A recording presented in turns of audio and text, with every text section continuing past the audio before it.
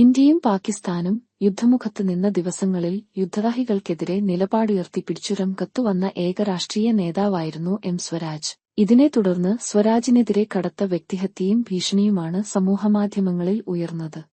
എന്നാൽ ഭീഷണികൾക്കും സമ്മർദ്ദങ്ങൾക്കുമൊന്നും സ്വരാജിന്റെ നിലപാടിനെ തിരുത്താനായില്ല.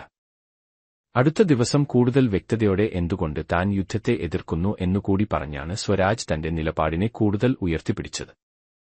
ഒടുവിൽ സ്വരാജ് ആഗ്രഹിച്ചതുപോലെയോ പറഞ്ഞതുപോലെയോ ഇരു രാജ്യങ്ങളും വെടിനിർത്തൽ പ്രഖ്യാപിച്ച് സമാധാനത്തിന്റെ പാതയിലേക്ക് വരുന്നതാണ് കണ്ടത്. യുദ്ധാനന്തര ചർച്ചകൾ സമൂഹത്തിൽ ശക്തമായി നടക്കുന്നതിനിടയിലാണ് കോട്ടയത്ത് DK സ്മാരക് പഠന ഗവേഷണ കേന്ദ്രം നടത്തിയ യുദ്ധവും സമാധാനവും എന്ന വിഷയത്തിൽ പങ്കെടുത്ത് സ്വരാജ് സംസാരിച്ചത്. ഏറെ ശ്രദ്ധേയമായ ആ പ്രസംഗത്തിന്റെ പൂർണ്ണ രൂപം കാണാം. പ്രിയപ്പെട്ടവരെ, അധ്യക്ഷൻ ഒരു പ്രസംഗം നടത്തുന്നതാണ് ഞാൻ കരുതിയത്. പക്ഷേ അധ്യക്ഷ പ്രസംഗം നടന്നിട്ടില്ല. ഈ യോഗം അവസാനിക്കുന്നതിന് മുമ്പായി അധ്യക്ഷൻ ഉപസംഹരിച്ചുകൊണ്ട് സംസാരിക്കുമെന്ന് ഞാൻ പ്രതീക്ഷിക്കുകയാണ്. നമുക്കറിയാം, നമ്മുടെ നാട് പലതരത്തിൽ ചർച്ച ചെയ്തുകൊണ്ടിരിക്കുന്ന ഒരു വിഷയമാണ് യുദ്ധവും സമാധാനവും. യുദ്ധവും സമാധാനവും എന്ന് കേൾക്കുമ്പോൾ സ്വാഭാവികമായും എല്ലാവരുടെയും മനസ്സിൽ ആദ്യം എത്തുക വിശ്രുതമായ ഒരു ഗ്രന്ഥമാണ്. സ്വാഗത പ്രസംഗത്തിൽ അനിൽകുമാർ സൂചിപ്പിക്കുകയുണ്ടായി ടോൾസ്റ്റോയിയുടെ യുദ്ധവും സമാധാനവും. നെപ്പോളിയൻ്റെ ആക്രമണത്തിൻ്റെ കൂടി പശ്ചാത്തലത്തിൽ ടോൾസ്റ്റോയി യുദ്ധവും സമാധാനവും എന്ന നോവൽ എഴുതി പൂർത്തിയാക്കി പുസ്തകരൂപത്തിൽ പ്രസിദ്ധീകരിക്കുന്നത് 1869 അദ്ദേഹം അടിസ്ഥാനപരമായി യുദ്ധവിരുദ്ധ നിലപാട് ശക്തമായി സ്വീകരിച്ചിരുന്ന ഒരാളായിരുന്നു. മനുഷ്യസ്നേഹത്തെയും കാരുണ്യത്തെയും ഉയർത്തിപ്പിടിച്ച ലിയോ ടോൾസ്റ്റോയ് എന്ന ലോക സാഹിത്യത്തറവാട്ടിലെ കാരണവർ യുദ്ധവും സമാധാനവും എന്ന നോവൽ പുസ്തകമായി പ്രസിദ്ധീകരിച്ച 1869 മഹാത്മാഗാന്ധി ജനിച്ചത്. ഇത് രണ്ടും തമ്മിൽ നേരിട്ട് ബന്ധമൊന്നുമില്ല. പക്ഷേ ഗാന്ധിജിയും ജീവിതത്തിലുടനീളം മഹാഗിരിനിരകളോളം പഴക്കമുള്ള സത്യവും അഹിംസയുമല്ലാതെ മറ്റൊന്നും എനിക്ക് ലോകത്തെ പുതിയതായി പഠിപ്പിക്കുവാനില്ല എന്ന നിലപാട് സ്വീകരിച്ചതിലൂടെ യുദ്ധരാഹിത്യത്തിൻ്റെ സമാധാനത്തിൻ്റെ മുദ്രാവാക്യമാണ് ജീവിതത്തിലുടനീളം ഉയർത്തിപ്പിടിച്ചത്. അതൊരു കേവല യാദൃച്ഛികതയാണ്. നമ്മളിപ്പോൾ ഈ വിഷയം ചർച്ച ചെയ്യുന്നത് ഇന്ത്യ പാക് സംഘർഷങ്ങളുടെ പശ്ചാത്തലത്തിലാണ്. ഇന്ത്യയും പാകിസ്ഥാനും രണ്ട് സ്വതന്ത്ര രാഷ്ട്രങ്ങളായി നിലനിൽക്കുമ്പോൾ തന്നെ നാം ഒരൊറ്റ ജനതയായിരുന്നു എന്നതാണ് ചരിത്ര യാഥാർത്ഥ്യം. ബ്രിട്ടീഷ് ഇന്ത്യയുടെ ഭാഗമായി ഒരു ജനതയായി നിലയുറപ്പിച്ചൊരു സമൂഹമാണ്. രാഷ്ട്രം സ്വാതന്ത്ര്യം നേടുന്ന ഘട്ടത്തിൽ വിഭജനവും ഒരു യാഥാർത്ഥ്യമായി. 947 വരെ ഒരു ജനതയായി നിലകൊണ്ടവർ രണ്ട് രാഷ്ട്രങ്ങളായി ഭിന്നിച്ചു. അതിന് നേതൃത്വം കൊടുത്തത് മുഹമ്മദ് അലി ജിന്നയായിരുന്നു.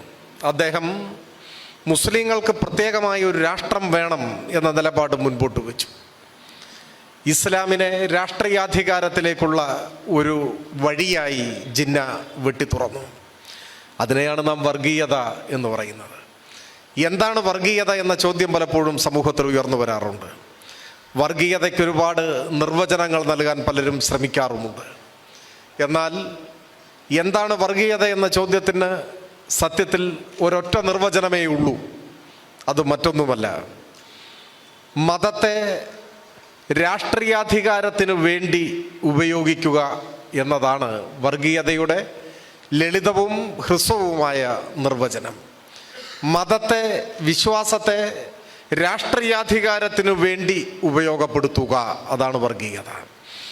ഇന്ത്യൻ വർഗീയതയുടെ പിതാക്കന്മാരാര് എന്ന് ചോദിച്ചാൽ, പിതാക്കന്മാർ എന്ന് പറഞ്ഞാൽ വർഗീയതയ്ക്ക് ഒന്നിലധികം പിതാവുണ്ട്.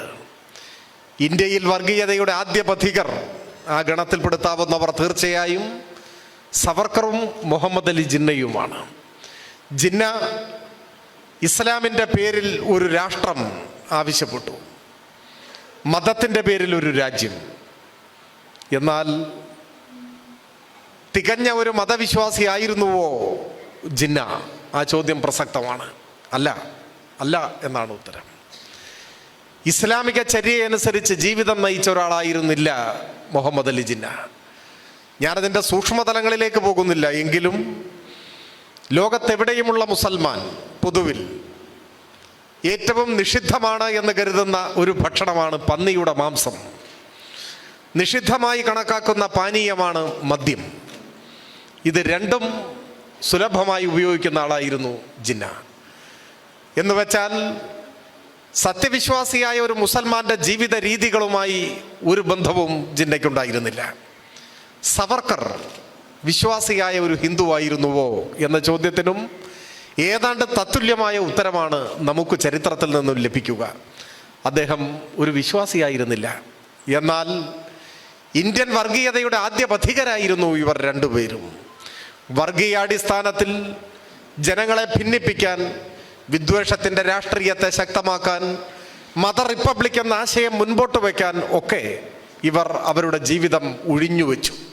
അതുകൊണ്ടാണ് പലപ്പോഴും നമ്മൾ പറയാറുള്ളത്, വർഗീയവാദി മതവിശ്വാസിയായി കൊള്ളണം എന്നില്ല, മതവിശ്വാസി വർഗീയവാദിയായി കൊള്ളണം എന്നുമില്ല. വിശ്വാസം എന്നത് മനുഷ്യൻ്റെ വ്യക്തിപരമായ ഒരു കാര്യമാണ്. നിങ്ങൾക്ക് വിശ്വാസിയാകാം, ആകാതെ ഇരിക്കാം. അത് തീർത്തും നിങ്ങളുടെ വ്യക്തിപരമായ ഒരു തിരഞ്ഞെടുപ്പിൻ്റെ പ്രശ്നമാണ്. അതിൻ്റെ പശ്ചാത്തലങ്ങളിലേക്ക് ഇപ്പോൾ കടന്നു പോകുന്നില്ല.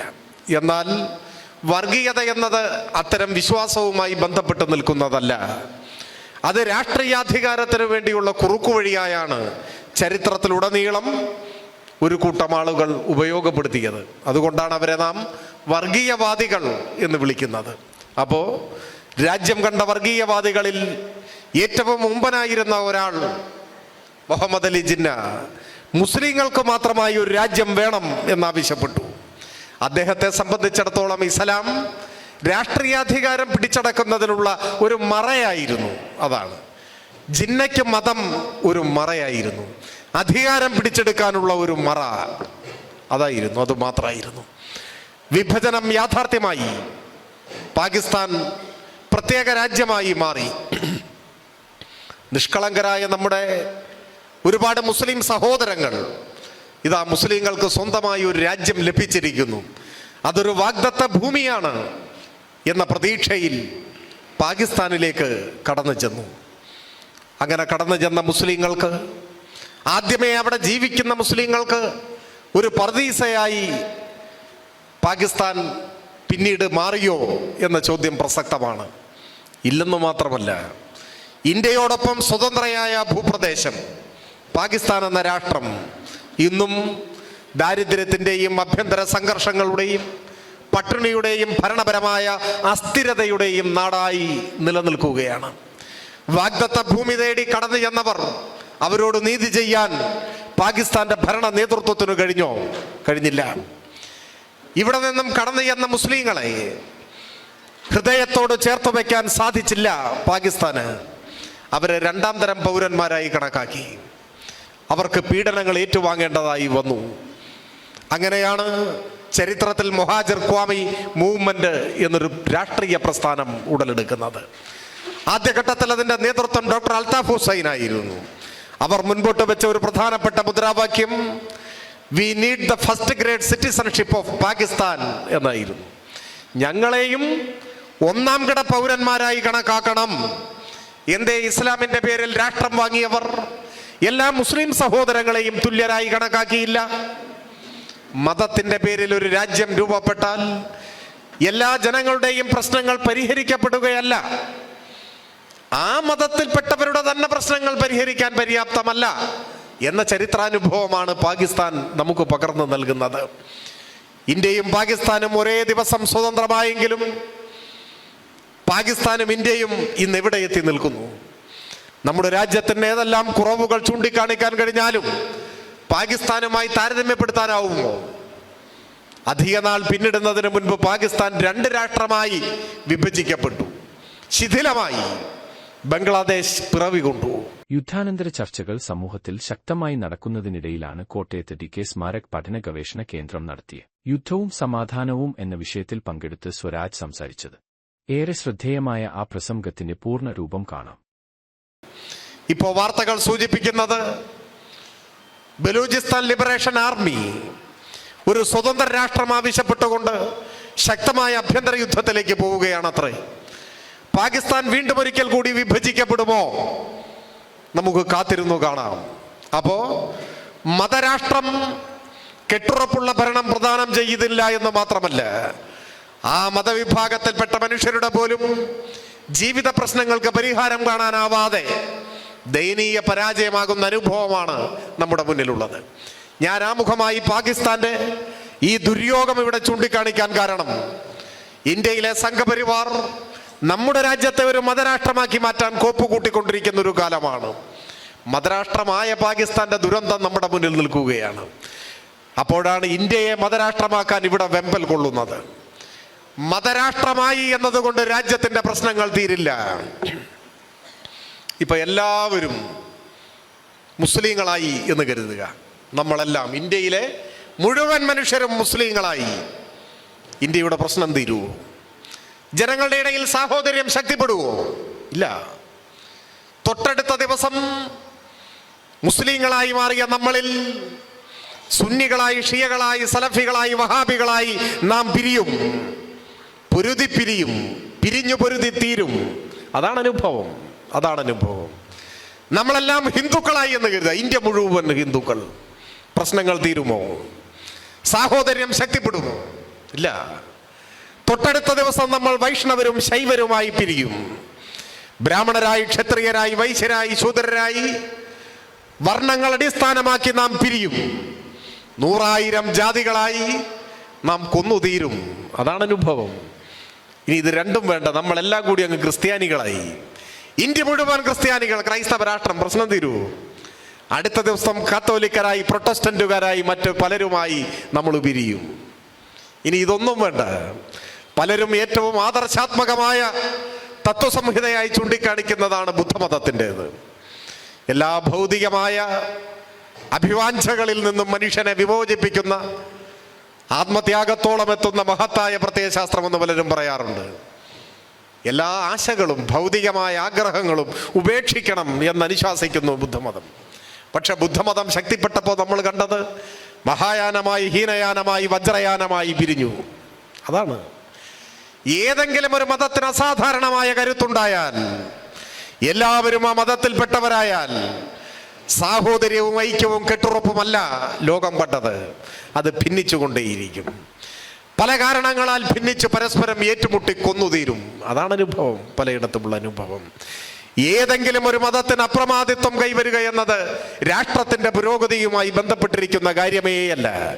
പിന്നെയോ മതത്തെ ഒരു ഉപകരണമായി ഉപയോഗിച്ചുകൊണ്ട് രാഷ്ട്രീയ അധികാരം പിടിച്ചെടുക്കാനാകുമോ എന്ന പരീക്ഷണം ലോകത്തിന്റെ പല ഭാഗങ്ങളിലും ഇപ്പോൾ നടക്കുന്നുണ്ട്. ഇന്ത്യയും അത്തരം പരീക്ഷണങ്ങളുടെ ഒരു വേദിയാണ്.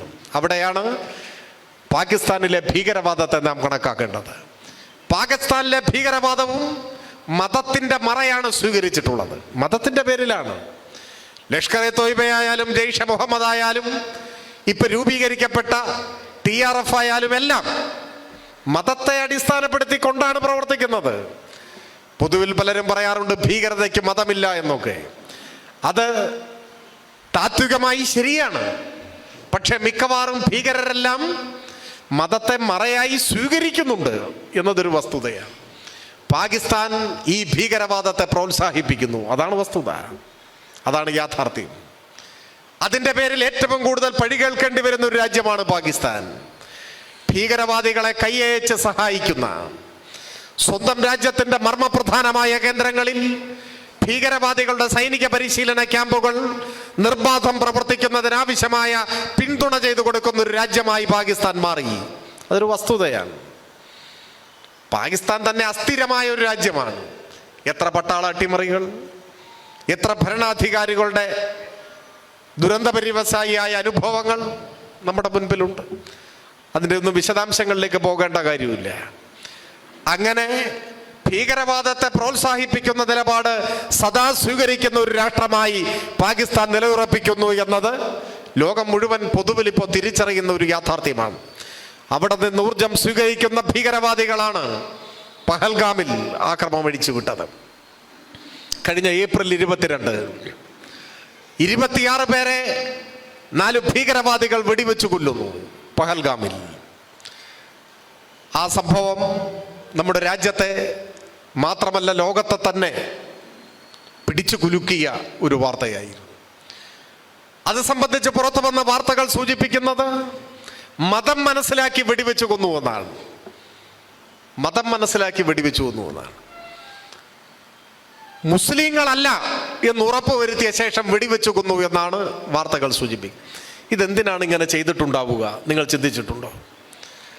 പഹൽഗാമിലെത്തിയ ഭീകരവാദികൾ മതം നോക്കി മനുഷ്യനെ കൊല്ലാൻ എന്താണ് കാരണം? ഇന്ത്യയിലെ ഹിന്ദുക്കളെ മുഴുവൻ വെടിവെച്ച് കൊല്ലാം എന്ന കണക്കുകൂട്ടലിന്റെ അടിസ്ഥാനത്തിലായിരിക്കുമോ? അതിന് സാധ്യതയില്ല. കാരണം അങ്ങനെ വെടിവെച്ച് കൊന്നാൽ തീരാവുന്ന അംഗസംഖ്യയല്ലല്ലോ ഇന്ത്യയിലെ ഹൈന്ദവ ജനത. എത്ര കോടി മനുഷ്യരുണ്ട്? അപ്പൊ അങ്ങനെ എല്ലാവരും വെടിവെച്ച് കൊന്ന് തീർക്കാൻ പറ്റുമോ? ഒന്നും പറ്റില്ല. അത്ര ബുദ്ധിശൂന്യരാണോ ഈ കൃത്യം ചെയ്തത്? അല്ല. മറിച്ച് ഇങ്ങനെ ഒരു ക്രൂരകൃത്യം ചെയ്യുന്നതിലൂടെ ഭീകരവാദികൾ ലക്ഷ്യമിടുന്നത് മറ്റൊന്നാണ്. അത് മതപരമായ ശത്രുത ശക്തിപ്പെടുത്തുക, ഇന്ത്യയിലെ ജനങ്ങളെ മതാടിസ്ഥാനത്തിൽ ഭിന്നിപ്പിക്കുക, ഇന്ത്യയിലെ ഭൂരിപക്ഷം വരുന്ന ഹൈന്ദവർക്കിടയിൽ മുസ്ലിം വിരോധം അണപൊട്ടിയൊഴുകണം. ഇതിന് തിരിച്ചടി ഉണ്ടാവണം. ഇന്ത്യയിൽ മതപരമായ തിരിച്ചടി. അങ്ങോട്ടും ഇങ്ങോട്ടും സംഘർഷത്തിൽ ഏർപ്പെടണം. അങ്ങനെ ഹിന്ദു മുസ്ലിം കലാപത്തിന്റെ നാടായി ഇന്ത്യ മാറണം. പരസ്പരം കലഹിച്ച് പരസ്പരം കൊന്നൊടുക്കി മനുഷ്യർക്ക് ജീവിക്കാൻ പറ്റാത്തൊരു നാടായി ഇന്ത്യ മാറണം. അതാണ് ഭീകരവാദികളുടെ ലക്ഷ്യം. ഭാഗ്യവശാൽ ഭീകരവാദികളുടെ കണക്കുകൂട്ടലുകൾക്കനുസരിച്ച് കാര്യം നടന്നില്ല. ഭീകരവാദികൾ അഴിച്ചുവിട്ട കൊടും ക്രൂരതയെ പ്രതിരോധിക്കാൻ സ്വന്തം ജീവൻ ബലിയർപ്പിച്ചതൊരു മുസ്ലിം സഹോദരനായിരുന്നു. നമ്മുടെ എറണാകുളം സ്വദേശിയായ രാമചന്ദ്രൻ അവിടെ വെച്ച് കൊല്ലപ്പെട്ടു. അദ്ദേഹത്തിന്റെ മകൾ മാധ്യമങ്ങളോട് പറഞ്ഞത് നമ്മളെല്ലാം കേട്ടു. ആ സന്ദർഭത്തിലുടനീളം സഹോദരങ്ങളെ എന്ന പോലെ അവരുടെ കൂടെ നിന്ന് വേണ്ട കാര്യങ്ങളെല്ലാം ചെയ്തു കൊടുത്തത് 2 മുസ്ലിം ചെറുപ്പക്കാരായിരുന്നു. രാമചന്ദ്രന്റെ മകൾ പറഞ്ഞു, പഹൽഗാമിൽ വെച്ച് എനിക്ക് എൻ്റെ പിതാവിനെ നഷ്ടപ്പെട്ടു, പക്ഷെ എനിക്ക് 2 സഹോദരന്മാരെ അവിടെ വെച്ച് ലഭിച്ചു എന്നാണ് പറഞ്ഞത്. ഇതെല്ലാം നമ്മുടെ നാട് കാണുകയാണ്. അപ്പോ മതപരമായ കലാപം ലക്ഷ്യമിട്ടുകൊണ്ടുള്ള ഭീകരാക്രമണത്തെ ആ അർത്ഥത്തിൽ വിജയിപ്പിച്ചെടുക്കാൻ ഭീകരർക്ക് കഴിഞ്ഞില്ല. ഇനിയുള്ളത് ആ ഭീകരവാദത്തെ ചെറുക്കുക എന്നതാണ്. ഭീകരവാദത്തെ പോറ്റി വളർത്തുന്ന അമേരിക്കയെ, പോറ്റി വളർത്തുന്ന പാകിസ്ഥാനെ അതിൽ നിന്ന് പിന്തിരിപ്പിക്കാൻ ആവശ്യമായ തിരിച്ചടി നൽകുക എന്ന നിലയിലാണ് ഇന്ത്യ നടപടികൾ സ്വീകരിച്ചത്. ഇന്ത്യ തന്നെ അതിനെ വിശദീകരിച്ചിട്ടുള്ളത് നമ്മുടെ മുൻപിലുണ്ട്. പാകിസ്ഥാനിലെ ഭീകരവാദികളുടെ സൈനിക താവളങ്ങൾ കൃത്യമായി മനസ്സിലാക്കി ആ താവളങ്ങളിലേക്ക് ആക്രമണം നടത്തുകയാണ് ചെയ്തത്. 9 ഭീകര താവളങ്ങളിലേക്കാണ് ഇന്ത്യൻ ആർമി പ്രത്യേകമായ ഒരു സൈനിക നടപടി സ്വീകരിച്ചത്. നമ്മുടെ രാജ്യത്തെ എല്ലാ രാഷ്ട്രീയ പാർട്ടികളും അതിന് പിന്തുണ കൊടുത്തു, CPIM ഉൾപ്പെടെ. എന്തിനാണ് പിന്തുണ? നിരപരാധികളുടെ ജീവൻ കവർന്നെടുക്കുന്ന ഭീകരവാദത്തെ അമർച്ച ചെയ്യണം. അതിനി ആവർത്തിക്കപ്പെട്ടുകൂടാ. ഭീകരവാദികളെ പോറ്റി വളർത്തുന്ന പാകിസ്ഥാന്റെ നയം തിരുത്തിക്കണം. അതുകൊണ്ട് പാകിസ്ഥാനിൽ ഭീകരവാദികളുടെ പരിശീലന താവളങ്ങൾക്ക് നേരെ നടത്തിയ സൈനിക നടപടിയെ ഇന്ത്യയിലെ രാഷ്ട്രീയ പാർട്ടികളെല്ലാം പിന്തുണച്ചു. രാജ്യത്തിന്റെ നടപടിക്ക് പിന്തുണ നൽകി. എന്നാൽ അതൊരു യുദ്ധത്തിനുള്ള പിന്തുണയാണ് എന്ന് ചിലർ തെറ്റിദ്ധരിക്കുകയാണ്. ഇവിടെ യുദ്ധം എന്നൊരു വാക്ക് ആരും ഉപയോഗിച്ചു പോലുമില്ല. ആലങ്കാരികമായ പ്രയോഗങ്ങൾക്ക് സാധ്യതയുണ്ട് എന്നല്ലാതെ. ആദ്യം നടന്നത് ഭീകരരുടെ കൂട്ടക്കൊലയാണ്, ഭീകരാക്രമണം. ഇന്ത്യയുടെ ഭാഗത്തുനിന്നുള്ള മറുപടി തിരഞ്ഞെടുക്കപ്പെട്ട ഭീകരരുടെ സൈനിക പരിശീലന ക്യാമ്പുകളിൽ തിരിച്ചടി അഥവാ മറുപടി, അങ്ങനെയൊക്കെയാണ് നമ്മൾ ഉപയോഗിച്ചത്. വാർ, യുദ്ധം എന്ന വാക്ക് എവിടെയുമില്ല. ഇന്ത്യയും പാകിസ്ഥാനും യുദ്ധം പ്രഖ്യാപിച്ചില്ല. എന്നാൽ പരസ്പരം ചില സൈനിക ആക്രമണങ്ങൾ ഉണ്ടായി അങ്ങോട്ടും ഇങ്ങോട്ടും. യുദ്ധാനന്തര ചർച്ചകൾ സമൂഹത്തിൽ ശക്തമായി നടക്കുന്നതിനിടയിലാണ് കോട്ടയത്ത് DK സ്മാരക് പഠന ഗവേഷണ കേന്ദ്രം നടത്തിയ യുദ്ധവും സമാധാനവും എന്ന വിഷയത്തിൽ പങ്കെടുത്ത് സ്വരാജ് സംസാരിച്ചത്. ഏറെ ശ്രദ്ധേയമായ ആ പ്രസംഗത്തിന്റെ പൂർണ്ണ രൂപം കാണാം. 9 സൈനിക ഭീകര താവളങ്ങളിൽ ശക്തമായ ആക്രമണം നമ്മുടെ രാജ്യം നടത്തി. ചില ഭീകരർ വധിക്കപ്പെട്ടു. പാകിസ്ഥാനിൽ നിന്നുമുള്ള ചില ആക്രമണ ശ്രമങ്ങളെ ഇന്ത്യ തടയുകയും ചെയ്തു. ഈ ഒരു സന്ദർഭത്തിൽ പക്ഷേ അത്ഭുതകരമായൊരു കാഴ്ചയ്ക്കാണ് നമ്മൾ സാക്ഷ്യം വഹിച്ചത്. അത് പെട്ടെന്നൊരു ജനതയാകെ യുദ്ധോന്മാദികളായി മാറി. ആ യുദ്ധാസക്തിയുടെ തുടക്കം നമ്മുടെ മാധ്യമങ്ങളിൽ നിന്നായിരുന്നു. അതിനെ 1000 ഇരട്ടിയായി പ്രതിഫലിപ്പിച്ചത് നവമാധ്യമങ്ങളായിരുന്നു. അതിൻ്റെ മുന്നിൽ മലയാള ടെലിവിഷൻ ചാനലുകൾ നിന്നു. ഞാനതിൻ്റെ ഓരോ മിനിറ്റിലെയും അല്ലെങ്കിൽ ഓരോ മണിക്കൂറിലെയും സംഘർഷ റിപ്പോർട്ടിങ്ങിൻ്റെ അപഹാസ്യതയെ അത്രയും സമയമെടുത്ത് വിശദീകരിക്കണമെന്നൊന്നും കരുതുന്നില്ല. എങ്കിലും ഒരു വള്ളംകളി മത്സരം റിപ്പോർട്ട് ചെയ്യുന്നത് പോലെ, ഒരു ഫുട്ബോൾ മത്സരത്തിന്റെ കമന്ററി പോലെ, ഒരു ക്രിക്കറ്റ് മാച്ചിന്റെ കമന്ററി പോലെ അത്യാവേശഭരിതരായി നിലത്ത് ചുവടുറപ്പിച്ചു നിൽക്കാൻ കഴിയാത്തത്ര ആവേശത്തള്ളിച്ചയോടെ ടെലിവിഷൻ ചാനലുകളുടെ ഫ്ലോറിൽ അവതാര വേഷം കെട്ടിയവർ അഴിഞ്ഞാടി. അതാണ് ഉണ്ടായത്. എന്തൊക്കെയാണ് അവർ റിപ്പോർട്ട് ചെയ്തത്? ഒരു ചാനൽ ഉടനീളം വലിയ അക്ഷരത്തിൽ എഴുതി കാണിച്ചത് വാർ ബ്രേക്കിംഗ് എന്നാണ്. വാർ ബ്രേക്കിംഗ്. ഇന്ത്യ യുദ്ധം പ്രഖ്യാപിച്ചിട്ടില്ല, പാകിസ്ഥാനും യുദ്ധം പ്രഖ്യാപിച്ചിട്ടില്ല. നിങ്ങൾ യുദ്ധം പ്രഖ്യാപിക്കുന്നില്ലെങ്കിൽ ഞങ്ങൾ പ്രഖ്യാപിക്കും. ആ നിലപാടാണ് ചാനലിൻ്റെത്. ഒരു സിനിമയിൽ കണ്ടില്ലേ, ജഗതിയുടെ കഥാപാത്രം തേങ്ങ ഉടക്കി സ്വാമി എന്ന് പറയില്ല, കുറെ നേരമായി ഇതിങ്ങനെ ഉടക്കാൻ നിൽക്കുകയാണ്, അവസാനം ഇയാൾ പോയിട്ട് ഉടച്ചു. അതുപോലെയാണ് മാധ്യമങ്ങൾ പ്രഖ്യാപിച്ചു യുദ്ധം, വാർ ബ്രേക്കിംഗ്. ആ ടെലിവിഷൻ ചാനൽ സ്തോഭജനകമായ ഒരു വാർത്ത ജനങ്ങളുടെ മുൻപാകെ തുറന്നുവിട്ടു. ഇന്ത്യയിലെ എല്ലാ എയർപോർട്ടുകളും അടച്ചുപൂട്ടി. പെട്ടെന്ന് പറയുകയാണ്. നിങ്ങൾ ആലോചിച്ച് നോക്കൂ, എത്രമാത്രം ഗൗരവമേറിയ ഒരു നടപടിയാണ് അങ്ങനെ സംഭവിച്ചിട്ടുണ്ടെങ്കിൽ. ഇന്ത്യയിൽ എത്ര എയർപോർട്ടുണ്ട്? ഈ കൊച്ചു കേരളത്തിൽ 4 ഇന്റർനാഷണൽ എയർപോർട്ടുണ്ട്. ഇന്ത്യയിലെ മുഴുവൻ വിമാനത്താവളങ്ങളും അടച്ചുപൂട്ടി ഒരു ചാനൽ വാർത്ത കൊടുക്കുകയാണ്. ഗവൺമെന്റ് ഓഫ് ഇന്ത്യ അടച്ചുപൂട്ടാൻ തയ്യാറായില്ലെങ്കിൽ ഞങ്ങൾ പൂട്ടും, അതാണ്. എന്നിട്ട് അതിനെക്കുറിച്ച് വിശദീകരിക്കുകയാണ്. ഒരു വിദ്യാസുരൻ പറയുകയാണ്, പ്രകാശവേഗത്തെക്കാൾ 3 ഇരട്ടി വേഗതയുള്ള മിസൈലുകൾ ഇതാ ഉപയോഗിക്കാൻ പോവാണ്. പ്രകാശത്തിന്റെ വേഗത എത്ര അറിയും നിങ്ങൾക്ക്? ഒരു സെക്കൻഡിൽ 3 ലക്ഷം കിലോമീറ്റർ എന്നാണ്. ഒരു സെക്കൻഡിൽ പ്രകാശവേഗതയുടെ 3 ഇരട്ടി വേഗതയുള്ള മിസൈൽ. അങ്ങനെ ഒന്നും ഇപ്പോ ഇല്ല. ഇല്ലെങ്കിലും വേണ്ട, ഞങ്ങളത് ഉപയോഗിക്കും, അതാണ് നിലപാട്. ഇതാണ് യുദ്ധ റിപ്പോർട്ടിംഗ്. ഒരു ഫേസ്ബുക്ക് പോസ്റ്റിന്റെ പേരിൽ അദ്ദേഹം ചില അനിഷ്ടം ആ ചാനലിൽ പ്രകടിപ്പിച്ചു. ഞാനതിനെ ഒന്നും അങ്ങനെ മറുപടി പറയാൻ ഉദ്ദേശിക്കുന്നില്ല. പക്ഷേ നേരിയൊരു ആശ്വാസം തോന്നിയത് ഇതേ ചാനലിലെ ഒരു റിപ്പോർട്ടർ, ഒരു മാധ്യമ പ്രവർത്തകൻ, ഒരു ചെറുപ്പക്കാരൻ, അയാളെ അതിർത്തിയിലേക്ക് വാർത്ത ശേഖരിക്കാൻ ചാനൽ പറഞ്ഞു വിട്ടു. അദ്ദേഹം പാക് സൈന്യം ഷെല്ലാക്രമണം നടത്തിയ ഇന്ത്യൻ അതിർത്തി ഗ്രാമങ്ങളിൽ ചെന്നു. ഷെല്ലാക്രമണം എന്നൊക്കെ പറഞ്ഞാൽ നമുക്കറിയാം, മുഖാമുഖമുള്ളൊരു യുദ്ധാന്തരീക്ഷത്തിലേക്ക് വന്നിട്ടില്ല. അതിനു മുമ്പുള്ള ചില സൈനിക നടപടികളാണ്. പക്ഷെ ഷെല്ലാക്രമണത്തിൽ കുറച്ചു പേർ മരണപ്പെട്ടു. ആ ഗ്രാമത്തിലാണ് ഈ ചെറുപ്പക്കാരൻ ചെന്നത്. ഷെല്ലാക്രമണത്തിന്റെ കെടുതികൾ നേരിട്ട് കണ്ടു. തകർന്നു കിടക്കുന്ന വീടുകൾ. ആ ചെറുപ്പക്കാരൻ റിപ്പോർട്ട് ചെയ്യുന്നു, പഠിച്ചുകൊണ്ടിരുന്ന ഒരു കൊച്ചുകുട്ടി പുസ്തകം മടക്കി വെക്കാൻ പോലും സമയം കിട്ടാതെ കുടുംബത്തോടൊപ്പം രക്ഷപ്പെട്ടിട്ടുണ്ടാവാം, പരിക്കു പറ്റിയിട്ടുണ്ടാവാം. ചോര ചിതറിക്കിടക്കുന്ന തകർന്ന ഒരു കെട്ടിടത്തിന്റെ സമീപത്ത് നിന്ന് ആ ചെറുപ്പക്കാരൻ റിപ്പോർട്ട് ചെയ്യുന്നു, നമ്മൾ ഉദ്ദേശിക്കുന്നത് പോലെയല്ല. ഞാൻ എൻ്റെ ജീവിതത്തിൽ ഇനി ഒരിക്കലും തമാശയ്ക്ക് പോലും യുദ്ധം നടക്കട്ടെ എന്ന് പറയില്ല. ഇതാണ് അദ്ദേഹം പറഞ്ഞത്. എന്തുകൊണ്ടാണ് പറഞ്ഞത്? യുദ്ധമൊന്നും നടക്കാതിരിക്കെ തന്നെ ചില സൈനിക നടപടികളുടെ ഭാഗമായ ആക്രമണമുണ്ടായ ഒരു പ്രദേശം നേരിട്ട് കണ്ടപ്പോൾ പ്രകാശവേഗത്തിന്റെ 3 ഇരട്ടി വേഗതയുള്ള മിസൈൽ ഉണ്ടാക്കിയ വിദ്വാന്റെ സഹപ്രവർത്തകൻ പറയുന്നു, ഇനി എന്റെ ജീവിതത്തിൽ തമാശയായി പോലും യുദ്ധം നടക്കട്ടെ എന്ന് ഞാൻ പറയില്ല. അതാണ് ഈ സംഘർഷങ്ങളുടെ ബാക്കി പത്രം. യുദ്ധഭൂമി നേരിട്ട് കാണേണ്ടി വന്നിരുന്നെങ്കിലോ എന്താകുമായിരുന്നു സ്ഥിതി? ചരിത്രത്തിൽ അങ്ങനെ ഒരാളെ ഭൂതകാലം നമുക്ക് പരിചയപ്പെടുത്തി തരുന്നുണ്ട്. അത് മറ്റാരുമല്ല, അശോകനാണ്. അശോക ചക്രവർത്തിയെ കുറിച്ച് സ്കൂളിൽ നമ്മൾ പഠിക്കുന്നു.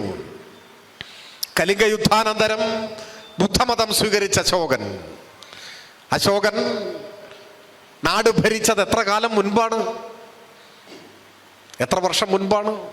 ക്രിസ്തുവിനും മുൻപാണ്. അന്ന് AK-47 ഇല്ല. അന്ന് ഈ പറയുന്ന മിസൈലുകളോ പോർവിമാനങ്ങളോ ഒന്നുമില്ല. വളരെ പ്രാകൃതമായ ആയുധങ്ങളായിരിക്കും ഉണ്ടാവുക. കലിംഗ യുദ്ധാനന്തരം എങ്ങനെയാണ് അശോകൻ മതപരിവർത്തനം നടത്തിയത്? യുദ്ധത്തിൽ പരാജയപ്പെട്ട് നിരാശാഭരിതമായ മനസ്സോടെ മാനസികമായ പരിവർത്തനത്തിന് വിധേയനായ ചക്രവർത്തിയല്ല അശോകൻ. പിന്നെയോ കലിംഗ യുദ്ധം ജയിച്ച രാജാവാണ്. കലിംഗ സാമ്രാജ്യം ജയിച്ച രാജാവാണ്. യുദ്ധം ജയിച്ചു. വിജയശ്രീലാളിതനായി മഹാവിജയം പകർന്നു നൽകി ആത്മവിശ്വാസത്തോടെ ആഹ്ലാദാതിരേകത്തോടെ വിജയശ്രീലാളിതനായ ചക്രവർത്തി യുദ്ധഭൂമി സന്ദർശിച്ചു. ജയിച്ചിട്ട് പോയതാണ് യുദ്ധഭൂമി കാണാൻ. അവിടെ കണ്ട കാഴ്ചകളാണ്.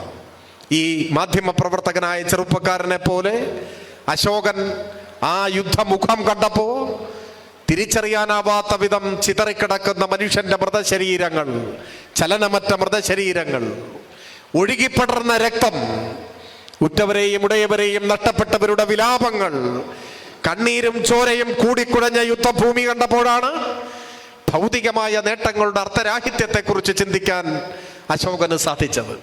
ആ അശോകൻ അപ്പോ ബുദ്ധമതം സ്വീകരിച്ചു. ഈ ഭൗതികമായ വിജയങ്ങളിൽ നേട്ടങ്ങളിൽ ഒന്നുമില്ല. അദ്ദേഹം മറ്റൊരു മനുഷ്യനായി മാറി. യുദ്ധഭൂമി കാണാത്തവരായതുകൊണ്ട് ചിലർ യുദ്ധാസക്തരായി തുടരുന്നു. ഇതിന്റെ 100 ഇരട്ടി വേഗതയിലാണ്, 100 ഇരട്ടി പ്രഹരശേഷിയോടെയാണ് നവമാധ്യമങ്ങളിൽ ചിലർ ഉറഞ്ഞു തുള്ളിയത്. ഇപ്പൊ യുദ്ധം ചെയ്യണം, തകർത്ത് കളയണം, കത്തിക്കണം. ഒരു ജ്വരമായി പടർന്നു. അതൊരു പ്രത്യേക മാനസികാവസ്ഥയാണ്. സമാധാനത്തെക്കുറിച്ച് സംസാരിക്കുന്നവർ യുദ്ധോന്മാദത്തിന്റെ നാളുകളിൽ ആക്രമിക്കപ്പെടുമെന്നത് ചരിത്രത്തിലെ ഒരു സത്യമാണ്. ലോകം കണ്ട ഏറ്റവും വലിയ സമാധാനവാദികളിൽ ഒരാളായിരുന്നു ബർട്രൻഡ് റസൽ. അദ്ദേഹം സമാധാനത്തെക്കുറിച്ച് സംസാരിച്ചതിന് ആക്രമിക്കപ്പെട്ടു, പിന്നീട് ജയിലിലടക്കപ്പെട്ടു. അതാണ് ലോകത്തിന്റെ അനുഭവം. അതൊരു സവിശേഷ മാനസികാവസ്ഥയാണ്. ചിലർ യുദ്ധത്തെ ന്യായീകരിക്കുന്നതിന് വേണ്ടിയുള്ള വാദങ്ങൾ നിരത്തുന്നതിന്റെ ഇടയിൽ ചോദിച്ചു, കമ്മ്യൂണിസ്റ്റുകാർക്ക് യുദ്ധം നിഷിദ്ധമാണോ? 2ാം ലോക മഹായുദ്ധത്തിൽ സോവിയറ്റ് യൂണിയൻ പങ്കെടുത്തിട്ടില്ലേ? ഹിറ്റ്ലറെ തോൽപ്പിച്ചത് സ്റ്റാലിൻ അല്ലേ? അപ്പൊ കമ്മ്യൂണിസ്റ്റുകാർ യുദ്ധത്തിനെതിരെ പറയുന്നതിന് എന്തർത്ഥം? എന്താണ് വസ്തുത?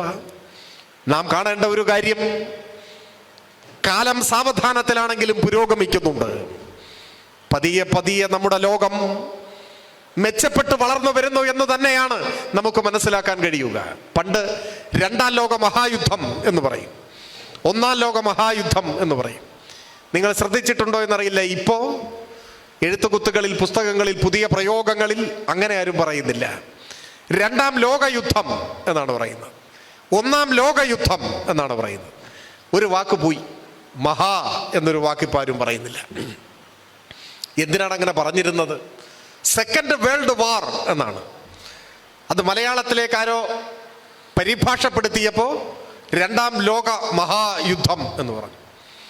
ഇംഗ്ലീഷിൽ ഗ്രേറ്റ് എന്നൊരു പദം പറഞ്ഞിട്ടില്ല, സെക്കൻഡ് വേൾഡ് വാർ എന്നേ ഉള്ളൂ. പിന്നെ എന്തിനായിരിക്കും ആ മഹാ പറഞ്ഞത്?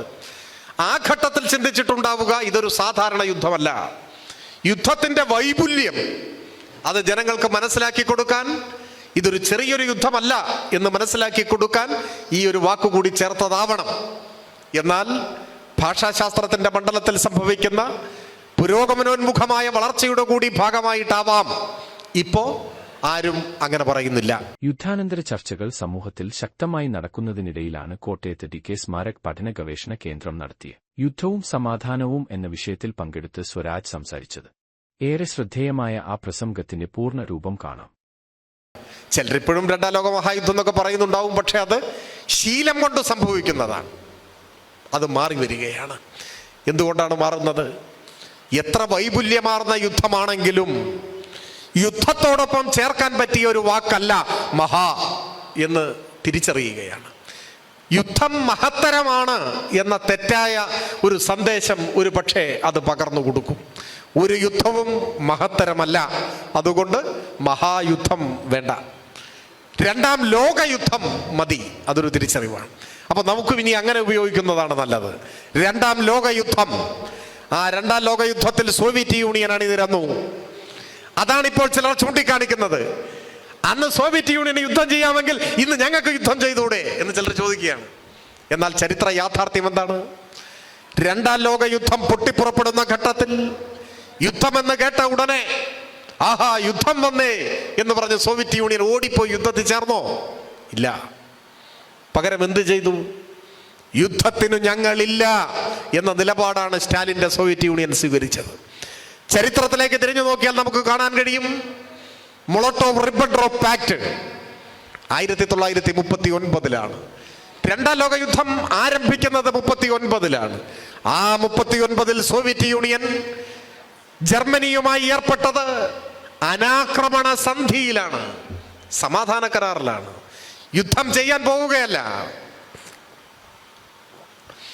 യുദ്ധത്തിൽ നിന്ന് വിട്ടുനിൽക്കാൻ, മനുഷ്യരെ കൊന്നൊടുക്കുന്ന യുദ്ധത്തോടൊപ്പം ഞങ്ങളില്ല എന്ന നിലപാട് സ്വീകരിക്കാൻ സോവിയറ്റ് യൂണിയന്റെ വിദേശകാര്യമന്ത്രി മൊളോട്ടോവും ജർമ്മനിയുടെ വിദേശകാര്യമന്ത്രി റിബൻട്രോപ്പും ഒപ്പുവെച്ച സന്ധിയാണ് മൊളോട്ടോവ് റിബൻട്രോപ്പ് പാക്ട്.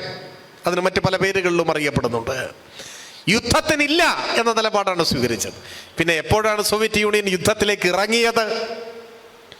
പിന്നീടേറെ കഴിഞ്ഞ് ഒപ്പുവയ്ക്കപ്പെട്ട സമാധാന സന്ധിക്ക് പുല്ലുവില നൽകാതെ ജർമ്മനി, ഹിറ്റ്ലറുടെ ജർമ്മനി, ഓപ്പറേഷൻ ബാർബഡോസയുടെ പശ്ചാത്തലത്തിൽ ഏകപക്ഷീയമായി സോവിയറ്റ് യൂണിയനെ ആക്രമിക്കുന്നു. സോവിയറ്റ് യൂണിയനെ ആക്രമിച്ചപ്പോൾ, സോവിയറ്റ് ജനതയെ കൊന്നൊടുക്കിയപ്പോ, സോവിയറ്റ് യൂണിയൻ എന്ന മഹത്തായ രാഷ്ട്രം ജർമ്മനിയുടെ അടിമരാജ്യമായി മാറേണ്ടി വരും എന്ന തോന്നലുണ്ടായപ്പോ, രാഷ്ട്രത്തെ രക്ഷിക്കാൻ യുദ്ധമല്ലാതെ മറ്റു പോം വഴിയില്ല എന്ന ഘട്ടത്തിൽ സോവിയറ്റ് യൂണിയൻ യുദ്ധത്തിലേക്ക് വലിച്ചിഴക്കപ്പെടുകയായിരുന്നു. മറ്റൊരു മാർഗവുമില്ല, വലിച്ചിഴക്കപ്പെടുകയായിരുന്നു യുദ്ധത്തിലേക്ക്. സമാധാനത്തിന് വേണ്ടി നിലകൊള്ളുകയും സമാധാന സന്ധി ഒപ്പിടുകയും യുദ്ധത്തിൽ നിന്ന് മാറി നിൽക്കുകയും അവസാനം സന്ധി ഏകപക്ഷീയമായി ലംഘിച്ച് രാഷ്ട്രം ആക്രമിക്കപ്പെട്ട ഘട്ടത്തിൽ മറ്റൊരു പോംവഴിയുമില്ലാതെ യുദ്ധത്തിൽ ഏർപ്പെടാൻ നിർബന്ധിതമായ രാജ്യമാണ് സോവിയറ്റ് യൂണിയൻ. യുദ്ധത്തിൽ പക്ഷേ ജയിച്ചു. ഹിറ്റ്ലറുടെ പാർലമെന്റിന്റെ മുകളിൽ അരിവാളും ചുറ്റുകയും ആലേഖനം ചെയ്ത ചെമ്പതാക ഉയർത്താൻ റഷ്യൻ റെഡ് ഗാർഡുകൾക്ക് കഴിഞ്ഞു. സോവിയറ്റ് ചെമ്പടയുടെ മഹാമുന്നേറ്റത്തിന്റെ മുന്നിൽ പിടിച്ചു നിൽക്കാനാവാതെ ലോകം കണ്ട ഏറ്റവും വലിയ സ്വേച്ഛാധിപതിയായ ഹിറ്റ്ലർ തന്റെ കാമുകിയെയും വളർത്തുനായെയും കൊന്ന ശേഷം ആത്മഹത്യ ചെയ്തു. അതാണ് രണ്ടാം ലോക യുദ്ധത്തിന്റെ പരിസമാപ്തി. ജർമ്മനി പിടിച്ചടക്കി സോവിയറ്റ് സൈന്യം. പക്ഷെ നാം കാണണം, ലോകത്തിന്റെ മുന്നിൽ വിജയശ്രീലാളിതരായി ഹിറ്റ്ലറെ മുട്ടുകുത്തിച്ച, നാസിസത്തിന്റെ ശവമടക്കം നടത്തിയ റഷ്യൻ ചെമ്പടയുടെ പിൻബലത്തിൽ സോവിയറ്റ് യൂണിയൻ, ജോസഫ് സ്റ്റാലിൻ അടുത്തടുത്ത രാജ്യങ്ങളെ പിടിച്ചടക്കി അങ്ങ് മുന്നോട്ട് പോകണം എന്നാണോ തീരുമാനിച്ചത്? അല്ല, അവിടെ വെച്ച് അവസാനിപ്പിച്ചു. സോവിയറ്റ് യൂണിയൻ ഉടനടി ചെയ്തത് ഒരു ലോക സമാധാന പ്രസ്ഥാനത്തിന് നേതൃത്വം കൊടുക്കുകയാണ്. യുദ്ധാനന്തരം സമാധാന പ്രസ്ഥാനത്തിന് നേതൃത്വം കൊടുത്ത രാജ്യത്തിന്റെ പേരാണ് സോവിയറ്റ് യൂണിയൻ. അത് സാർവദേശീയമായി തന്നെ കമ്മ്യൂണിസ്റ്റുകൾ ഉയർത്തിപ്പിടിക്കുന്ന നിലപാടാണ്.